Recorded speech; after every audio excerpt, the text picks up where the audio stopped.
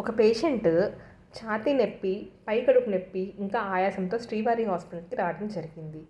ఆయనకి గ్యాస్ట్రిక్ అంటే ఇంజెక్షన్స్ ఇచ్చి ఈసీజీ చేశారు. ఛాతీ నొప్పి కారణంగా ఈసీజీ నార్మల్ వచ్చింది. ఇంకా పొట్ట నొప్పి కారణంగా, ఆయాసం కారణంగా ఎక్స్రే తీశారు. ఎక్స్రే చూస్తే ఈ విధంగా, ఇది మెడికల్ టెర్మినాలజీలో కంటిన్యూస్ డయాఫ్రామ్ సైన్ అంటారు. న్యూమోపెరిటోనియం అన్నమాట. అంటే ఏంటంటే కడుపులో ఉన్న పేగులు ఎక్కడన్నా పగిలి అదంతా బయటకు వస్తూ ఉంటుంటే కడుపు అంతా సెప్టిక్ అయిపోయి పెరిటోనైటిస్ అంటారు. ఆ కండిషన్లో ఈ విధంగా ఎక్స్రే ఉంటుంది. న్యూమోపెరిటోనియం అనేది ఎక్స్రే.